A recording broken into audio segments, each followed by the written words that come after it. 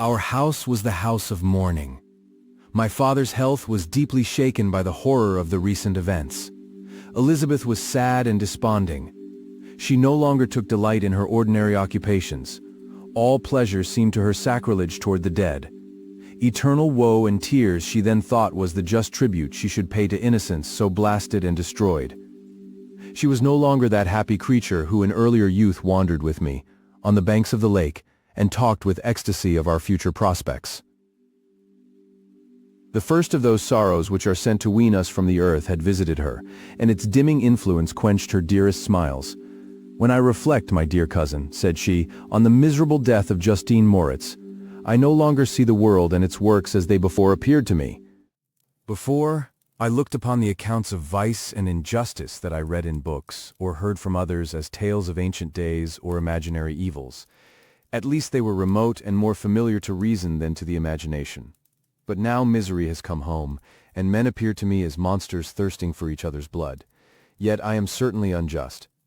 Everybody believed that poor girl to be guilty, and if she could have committed the crime for which she suffered, assuredly she would have been the most depraved of human creatures. For the sake of a few jewels, to have murdered the son of her benefactor and friend, a child whom she had nursed from its birth, and appeared to love as if it had been her own.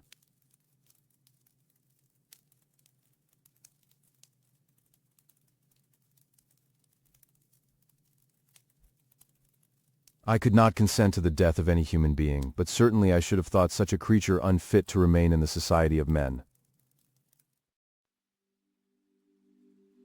But she was innocent. I know. I feel she was innocent. You are of the same opinion, and that confirms me.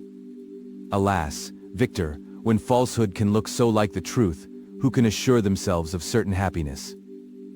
I feel as if I were walking on the edge of a precipice, towards which thousands are crowding and endeavoring to plunge me into the abyss. William and Justine were assassinated, and the murderer escapes. He walks about the world free, and perhaps respected. But even if I were condemned to suffer on the scaffold for the same crimes, I would not change places with such a wretch. I listened to this discourse with the extremest agony.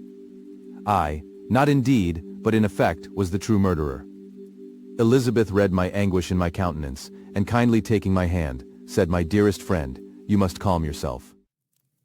These events have affected me, God knows how deeply, but I am not so wretched as you are. There is an expression of despair, and sometimes of revenge, in your countenance that makes me tremble.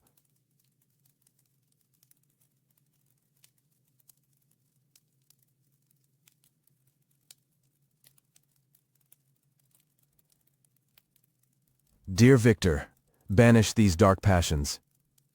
Remember the friends around you, who center all their hopes in you. Have we lost the power of rendering you happy?